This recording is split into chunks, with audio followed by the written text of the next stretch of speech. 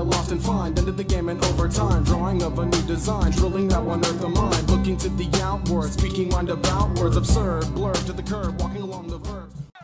Hey everybody, what is happening? Dela back with some more Madden 17 Ultimate Team content as Corey Davis there catching that one to start this off. So today, I'm sorry guys, I was flooded with work. I got an 18-hour shift today, in at 6, out at midnight even. Had to schedule this. Then we're going to look at the 3 SAM SS Blitz. So unfortunately, I don't have gameplay stuff right now to show this. And even my lab partner wasn't around to get it with. So we're going to have to do solo stuff today. Just so, because I just wanted to make sure you guys got a video out. If you need me to go over this again later, I'll do that. But what we're going to look at here is this is the 5-man blitz. As you see, little block sheds at times, sometimes coming in clean here. You see there's a setup at the bottom there. As you see, I shifted my line left because the linebacker was on the right. That's not a trick I'll do in here.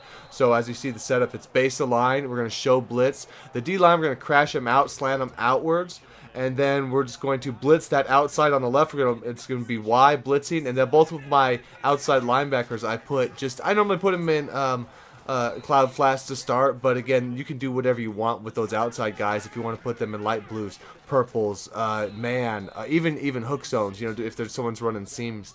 But this way I'll run this one. Even though it's a 5-man, I feel this is actually decent against stopping the run here. And you know, if it's a single back directly behind the running back, I'll normally not shift the defensive line, but otherwise I'm always going to shift the defensive line opposite of the running back. It's going to give you, unless he's running like counter cutback stuff, and even then you'll normally stuff him.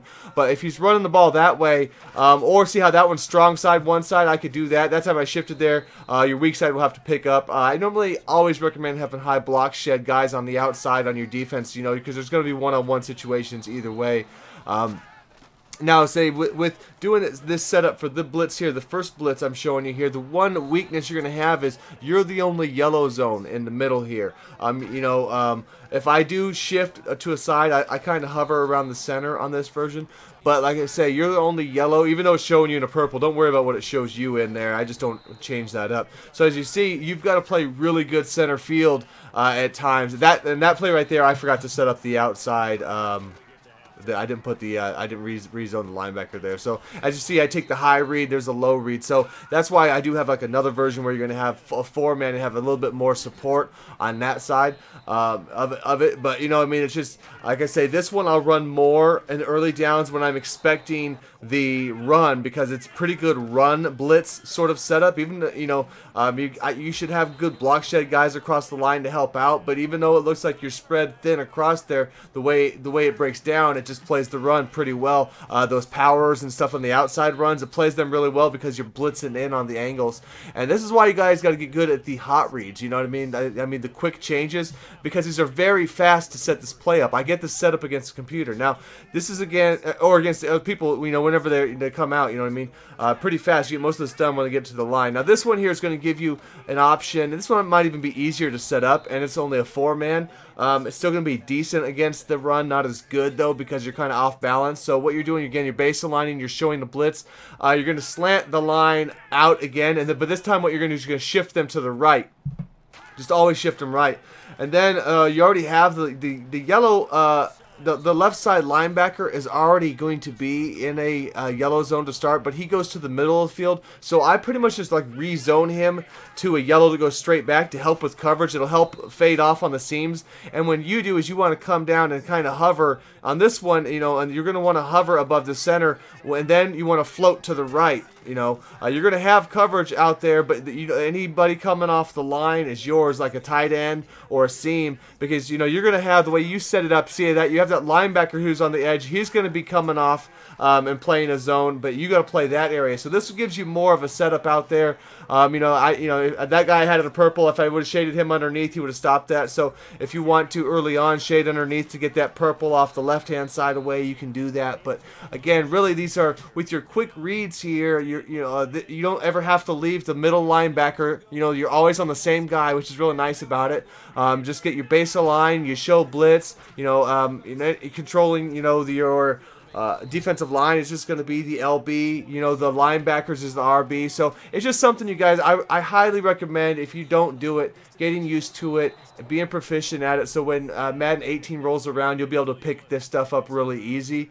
You'll be able to really control your defense so much better. It's worth the couple weeks of awkward playing. Just start basic, you know what I mean? Just start working on your baseline, show blitz, crash your defensive line out is, you know, LB and up on the right stick. And then to blitz my cornerbacks, you know, for example, if I'm blitzing, I hit Y to pull up all of those guys, Y, and then just down to the right stick. So when you get used to it, you won't even think about what you're doing. You'll know it without even having to think of what steps they are. You'll just get it down. So once you get set on I would run like the first blitz, if you can get that real basic, because the first one's nice because to stop the run, because you don't have to hover as much in the middle to get the blitz to come in. Like on this one, you really want to hover in the middle and to make sure the center doesn't drop back. And if if you can occupy the center long enough to get the blitz to come around, then it's clean. But on the first one, you're not shifting very often, so you have that nose tackle there. So when you're playing the run, you come around, you're able to fill the gaps really easy, and not have someone come out and get you, which is really why I like that setup also for that. But you know, you kind of mix around between the two, what you like. Like I say, early downs, I would be running the first version, and when I know they're passing, I would be running the second here. I mean, you can pick up either one with the correct line, you know, blocking of the running backs and sliding. But the first one's going to come in, obviously, I think, more consistently, just because of the fact that it can come in dual edge, and they have to pick up one or the other, and sometimes one will come in when they still will block one. So it's nice having both angles. Versus this blitz here, the second one, you're gonna have better coverage, but there's more of a chance that it's picked up, easier to get picked up. And the thing is, if you're ever blitzing 5 and to get picked up, you know that you have a one-on-one in a lot of situations. So you also get a lot of block sheds that come off it. Or, you know, you have guys coming free like this, like most of the other blitzes, but you know, that's why you'll have that option. So just that one's going to be kind of dependent on how you feel about your user, though. But I would say use the first one. Get set with that, and then like I say, this one might be a little bit easier even to set up, so just depending on where you're at with your skills on the stick and all that. So thanks for checking this one out, guys. I'll get some gameplay and stuff showing this one out here, so sorry I was only up in solos today. It's all I had time for, but when I get a break, I'll get some more content out. Peace.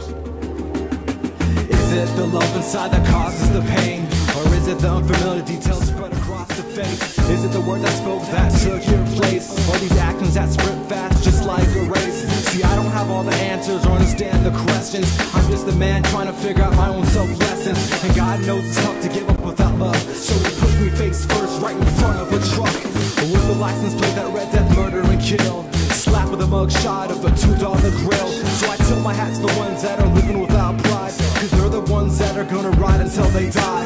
And I'm the guy playing the background, cool, calm, and collected, nitpicking my surroundings like comic book kids. I'm still sending all my love to my sis and the things she did. Well, I should be sending some back home to the way that I live, but